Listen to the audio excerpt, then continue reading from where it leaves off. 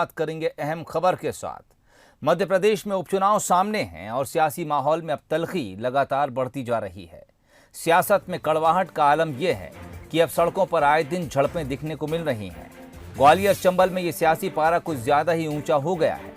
पिछले 2 दिनों की ही बात करें तो कार्यकर्ताओं में झड़प की 3 घटनाएं सामने आई हैं। गुरुवार को पूर्व मुख्यमंत्री कमलनाथ के पोस्टर हटाए जाने को लेकर कांग्रेस बीजेपी कार्यकर्ताओं के बीच झड़प हुई, तो वहीं आज कमलनाथ को काले झंडे दिखाने की कोशिश हुई और पुलिस को युवा मोर्चा के कार्यकर्ताओं पर बल प्रयोग करना पड़ा। इधर उज्जैन में बीजेपी के पूर्व पार्षद ने पुलिस पर ही हाथ उठा दिया क्योंकि उसे सीएम से मिलने नहीं दिया गया।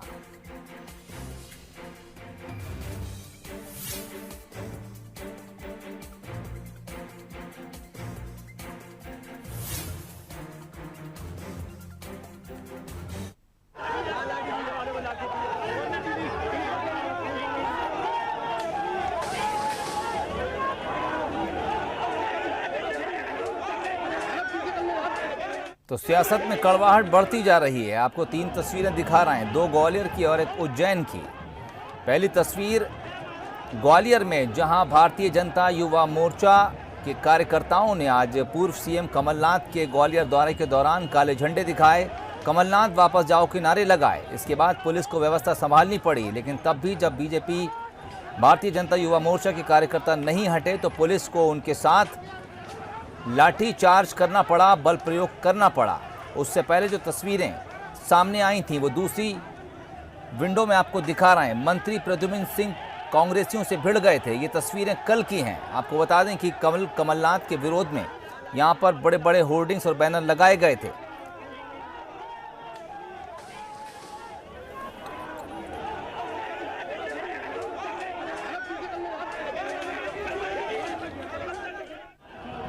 और तीसरी तस्वीरें आपको दिखा रहे हैं उज्जैन से, जहां बीजेपी के पूर्व पार्षद की पुलिस से हाथापाई हो गई है।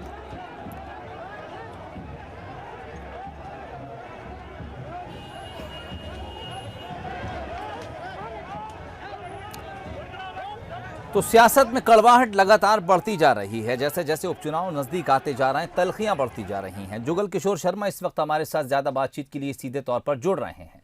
जुगल, दरअसल अब सियासत में सत्ता तक पहुंचने का जो रास्ता है वो ऐसा लगता है जैसे बहुत ज्यादा आसान नहीं है। साम दाम दंड भेद, हर कोई हर तरह का इस्तेमाल करना चाहता है और अब उसमें शक्ति प्रदर्शन भी शामिल हो गए हैं।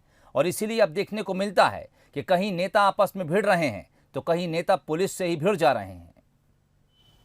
जी हाँ, देखिए, ये मध्य प्रदेश का जो एक राजनीति है, बड़ी स्वस्थ राजनीति कही जाती थी मध्य प्रदेश में, और दोनों ही दलों के बीच में इस तरह की तल्खी या कड़वाहट हमें देखने को नहीं मिलती थी।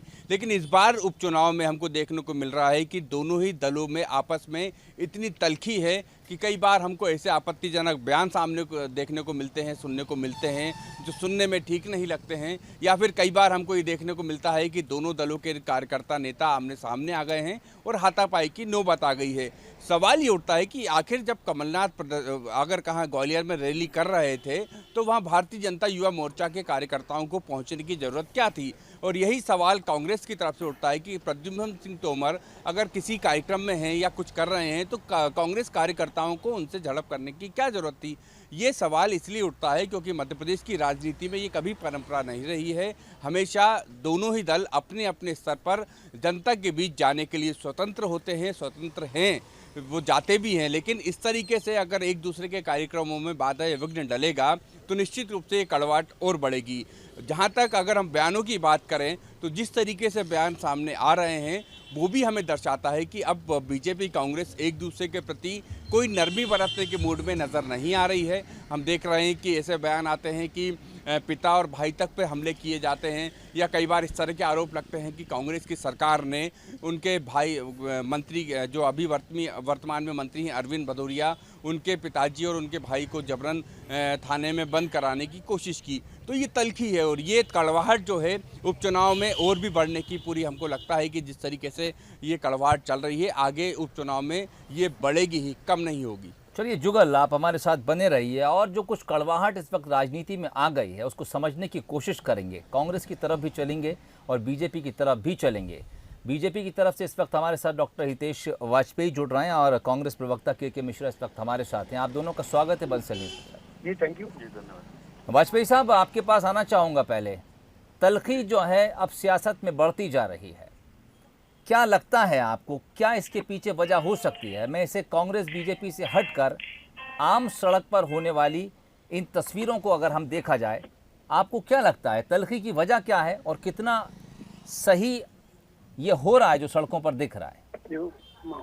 देखिए सोहेल जी, ऐसा था, मैं बिल्कुल आपकी बात को जेन्युइनली रिस्पॉन्ड करूंगा और क्योंकि आपने पहले अवसर दिया है तो मैं बहुत रियलिस्टिक होकर इसको एड्रेस करना चाहूंगा। स्वागत है, स्वागत है। तो सबसे पहले साहब, जब 15 साल का दौर आपने देखा और हम सभी ने देखा, मिश्रा जी ने भी देखा जी, तो बल्कि उल्टा शिवराज जी पर ये आरोप लगते थे कि भाई वो उतना कभी हिंसक या इस प्रकार का आचरण कभी विपक्ष पे नहीं करते थे, बल्कि विपक्ष की बातें भी मान लेते थे, चाहे उनके विधायकों के विषय भी हों। तो बड़ी एक जिसको बोलते सौहार्दपूर्ण राजनीति रही। लेकिन मैंने देखा कि ये खासतौर से 18 के चुनाव के बाद, कमलनाथ जी के आने के बाद, इसमें कहीं ना कहीं जो एक नए लोगों की एंट्री हुई है, जैसे एक ही शहर से जीतू पटवारी भी आते हैं और उसी शहर से के मिश्रा जी भी आते हैं, तो दोनों के व्यवहार में बहुत अंतर है। जीतू पटवारी जी की जो एक राजनीति आई, उसके बाद फिर वो मंत्री बने, उसके बाद आपने जो विक्टिमाइजेशन देखा कार्यकर्ताओं का या बीजेपी का, वो बहुत खराब हुआ। और मैं आपको एक जानकारी ऑन रिकॉर्ड दे रहा हूँ सुहेल जी कि हमारा जो विषय पॉलिटिकल एजेंडा है ना, जो राजनीति के कार्यकर्ताओं को एड्रेस करने का, उसमें एक विषय हमारे कार्यकर्ताओं ने बड़े दुखी मन से डलवाया कि 15 महीने में कमलनाथ जी की सरकार द्वारा भाजपा के कार्यकर्ता और विचार समूह को कैसे प्रताड़ित किया गया। तो ये विषय की प्रविष्टि मैंने अपने 20 साल में कभी नहीं देखी थी कि कभी विपक्ष को लेकर आई हो। ये अभी इस चुनाव के बाद, इनकी सरकार के बाद कमलनाथ जी की पहली बार आई है जी। तो मुझे भी अच्छा नहीं लगा और मैं खुद विक्टिम रहा हूँ और लोग जानते भी हैं, उस समय लिखता भी रहा हूँ, आप लोगों ने उन विषयों को उठाया है। पर मुझे लगता है राजनीति में ये जो नए प्रकार की राजनीति जीतू पटवारी जी और जो बाकी साथी लोग लेकर आए हैं, आग्रह करूंगा मिश्रा जी से कि शायद इसको हमें दूर करना चाहिए जी। नहीं तो ये सभी लोगों को तो पीछे छोड़ देंगे जी। मिश्रा जी हमारे साथ मौजूद हैं, क्योंकि मिश्रा साहब आपके पास आना चाहूंगा। क्या लगता है आपको, नेताओं के जो नैतिकता है उसमें गिरावट है जिसकी वजह से हमें तस्वीरें इस तरह की नजर आती हैं सड़क के ऊपर? जी हेलो जी, बोलिए, आपकी आवाज आ रही मिश्रा जी। जी मैं बिल्कुल सहमत हूँ इस बात से। जो कटुता का वातावरण मैं खुद बतौर एक कार्यकर्ता देख रहा हूँ जी, और करीब 4 दशक से अधिक एक राजनीतिक कार्यकर्ता के तौर पर मैंने काम किया है। मैंने वो दौर भी देखा है कि जब माननीय अटल बिहारी वाजपेयी जी ने इंदिरा जी को दुर्गा कहा था जी। मैंने वो दौर भी देखा है कि माननीय अर्जुन सिंह जी मुख्यमंत्री थे और सुंदरलाल जी पटवा थे, तो वो इंदौर रेसिडेंसी पर भोपाल से इंदौर का सफर उन्होंने एक ही कार में किया था। मैंने वो दौर भी देखा है, दिग्विजय सिंह जी और विक्रम वर्मा जी वाला। कैलाश जोशी जी का दौर भी देखा है। मगर मैं खुद चिंतित हूँ और इस बात से क्षुब्ध भी हूँ कि जिस दौर में दोनों ही पार्टी में, मैं अपनी पार्टी का भी बचाव नहीं करूंगा और भाजपा पर भी प्रहार नहीं करूंगा, ठीक, मगर जो कटुता का दौर सिर्फ मध्य प्रदेश में नहीं पूरे देश में दिखाई दे रहा है। हम समझ रहे हैं कि विपक्ष हमारा दुश्मन है, हम समझ रहे हैं कि सरकार हमारी दुश्मन है। भाई दुश्मन हो, वैचारिक दुश्मनी ठीक रहती है, मगर जब वो पारिवारिक और हलकटपने पर आ जाती है तो उससे राजनीतिक और उसके मूल्य दूषित होते हैं, जो हम जैसे कार्यकर्ताओं को भी सामाजिक और पारिवारिक जीवन में भी खटकते हैं। चलिए, ये सुनकर कम से कम अच्छा लगा कि ना बीजेपी इस तरह की हरकतों को सपोर्ट करती है और ना ही कांग्रेस, और दोनों ही चिंतित भी हैं। जुगल इस वक्त हमारे साथ जुड़े हुए हैं। जुगल, आपके पास कोई सवाल हमारे मेहमानों से? देखिए, मेरा एक सवाल दोनों से ही है। सबसे पहले सवाल ये है कि क्या कमलनाथ जी आज अगर ग्वालियर में कोई रैली कर रहे थे तो क्या भारतीय जनता युवा मोर्चा के कार्यकर्ताओं को वहां जाना चाहिए था? पहला सवाल हितेश जी से है। दूसरा मेरा के मिश्रा जी से भी ये सवाल है कि अगर प्रद्युम्न सिंह तोमर अगर सड़क पे हैं तो कार्यकर्ताओं को उनके साथ जो बदसलूकी की कार्यकर्ताओं ने, आप भले ही मंत्री पद का भले ही आप सम्मान ना उस समय कार्यकर्ता ना समझ रहे हो मंत्री, लेकिन कम से कम उम्र का और एक पद का उसका उनकी गरिमा का भी तो ख्याल रखना चाहिए था। मैं दोनों से सवाल है, क्या कमलनाथ जी के रैली में युवा मोर्चा कार्यकर्ताओं को जाना उचित मानते हैं, और क्या प्रद्युम्न सिंह तोमर के साथ जो व्यवहार हुआ के मिश्रा जी क्या उसे उचित मानते हैं? वाजपेयी साहब। जुगल जी। अच्छा बोलिए मिश्रा जी, बोलिए। जी जुगल जी, मेरा निवेदन सिर्फ इतना भर है, और प्रद्युम्न सिंह जी तोमर वाले कार्यक्रम में मैं खुद मौजूद था। उसमें मेरे वर्करों ने कभी गलत किया होगा तो मैं इतना साहस रखता हूं कि मेरे वर्करों ने गलत किया है, मगर उस दिन प्रद्युम्न सिंह जी ने अति उत्साह में हमारे वर्करों के बीच में आकर उनसे छीना झपटी की, झंडे के 2 टुकड़े किए और उसी कार्यकर्ता को फेंका। उसमें यानी हमारे वर्कर गलत करते तो मैं बिल्कुल कहता कि हमारे वर्करों ने गलत किया है, मगर प्रद्युम्न सिंह जी ने उत्साह के अतिरेक में वातावरण बिगाड़ा है जो नहीं होना चाहिए। और यदि मेरा ये कहना है कि मेरा ये कहता कि हमारे लोगों ने गलत किया है। मेरा ये कहना है कि वो उम्र में भी बड़े हैं, क्या उनका सम्मान नहीं रखा जाना चाहिए था? जी, उम्र में भी बड़े हैं, क्या उनका सम्मान नहीं रखा जाना चाहिए था? अगर वो बड़े हैं, उनने ऐसा कुछ किया था तो कार्यकर्ताओं को विनम्र रूप से उनसे इस तरह से बात करना चाहिए थी क्या? नहीं, मैं उसे भी गलत मानता हूँ, मैं उसे कैसे सराहूंगा? ठीक। वाजपेयी साहब, आज जो झंडे दिखाए गए या फिर कमलनाथ वापस जाओ किनारे लगाए गए, आप उस पर क्या टिप्पणी देंगे? देखिए सुहेल जी, विपक्ष का एक अधिकार है झंडे दिखाना या अपनी बात को रखना। मैं युवा मोर्चा हो चाहे NSUI हो जी, मैं इसमें कतई उनके इस अधिकार को नहीं छेड़ना चाहता और उसको मैं लोकतांत्रिक मानता हूँ, नंबर 1। नंबर 2, लेकिन मैं इससे आगे कार्यकर्ता जब निकल जाता है तो मैं निराश हो जाता हूँ। ठीक, ये बिल्कुल मैं आपको बता दूं।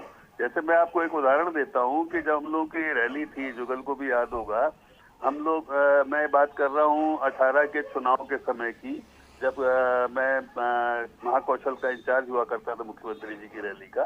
तो जब मुख्यमंत्री जी और हम लोग एक बस में रात को करीब 12 बजे इटारसी एंटर हुए, इटारसी मेरा ही निवास प्लेस है, तो इटारसी एंटर होने पे ही जैसे हम जय स्तंभ की ओर बढ़े, आप मानेंगे नहीं, कुछ लोग तो काले झंडे हमको दिखाते रहे। कांग्रेस के मानद सदस्य हैं, पदाधिकारी हैं जिले के। अगेन मेरा उनसे कोई विक्टिमाइजेशन नहीं है, इसलिए मैं नेमिंग नहीं कर रहा हूँ। लेकिन झंडे दिखाने के बाद अचानक बस पे हमारे पत्थर पड़े जी, मतलब इवन आई वॉज सरप्राइज। तो सुरक्षा दस्ते में लोग थे, मैंने उनसे पूछा यार क्या करें, तो वो मुस्कुराने लगे, बोले साहब ये तो पूरी रास्ते, बोले हमारी तो गिनती नहीं कितने खाए, उन्होंने निशान दिखाए अपने। तो मैं तो खैर निजी रूप से इन सब चीजों से हतप्रत नहीं, निराश भी हूँ। मतलब I don't like all these things, क्योंकि भाई लोकतंत्र है, चुनाव हैं, आते जाते रहेंगे ही, लेकिन हम उसको किस हद तक हिंसात्मक बनाएंगे। मतलब डर लगता है कभी कभी कि हम ये किस प्रकार का देश बना देंगे। तो मैं बंसल न्यूज के इस मुहिम में बिल्कुल साथ हूँ और मिश्रा जी का भी साथ चाहूंगा, क्योंकि मुझे नहीं लगता है कि ये मैंडेटेड एक्सरसाइजेस होती हैं पार्टी की ओर से। लेकिन हाँ, इस प्रकार के कार्यकर्ताओं को हतोत्साहित करना भी ईमानदारी से हमारा काम है। पॉलिटिकल वर्कर चतुर होता है मिश्रा जी, तो ऐसा नहीं है कि हम लोग समझते नहीं है कि कहाँ घटनाएं हो सकती हैं। मैं आपसे अभी कोई जवाब नहीं चाहता हूं, लेकिन हम सबको मिलकर इसको हतोत्साहित करना चाहिए। बिल्कुल, आपकी चिंता भी जायज़ है और डॉक्टर साहब आपका ये कहना भी जायज़ है कि इन तमाम चीज़ों को, जो हरकतें हो जाती हैं सड़क पर, उनको हतोत्साहित ज़रूर किया जाना चाहिए, किसी तरह से बढ़ावा उनको ना दिया जाए ताकि हौसला अफजाई में वो दोबारा इस तरह की चीज़ों को रिपीट करें। के मिश्रा साहब आपका, हितेश वाजपेयी साहब आपका और जुगल, आप तीनों का बहुत बहुत शुक्रिया बातचीत के लिए हमसे। तो दरअसल मुद्दा यह है कि अब सियासत में जो कड़वाहट बढ़ रही है और जिस तरह की तस्वीरें अब सड़क पर नजर आ रही हैं, चाहे वो बीजेपी की तरफ से हो, चाहे वो कांग्रेस की तरफ से हो, चाहे वो किसी और पार्टी की तरफ से हो, दरअसल नैतिकता में जो गिरावट आ रही है, इस पर चिंतन मनन जरूरी है और पार्टी के जिम्मेदारों की ये जिम्मेदारी बनती है कि वो अपने कार्यकर्ताओं को संयम बरतने की तहजीब सिखाएं, उनको ये बताएं कि राजनीति अपनी जगह है, मतभेद मनभेद अपनी जगह है, लेकिन सड़कों पर इस तरह का माहौल ना बने कि पुलिस को बीच में आना पड़े, लाठी डंडे चलें, पथराव हो। विरोध करने का एक तरीका हो सकता है, लेकिन नियमों के तहत रहकर अगर सब कुछ किया जाए तो राजनीति में सब कुछ जायज़ है।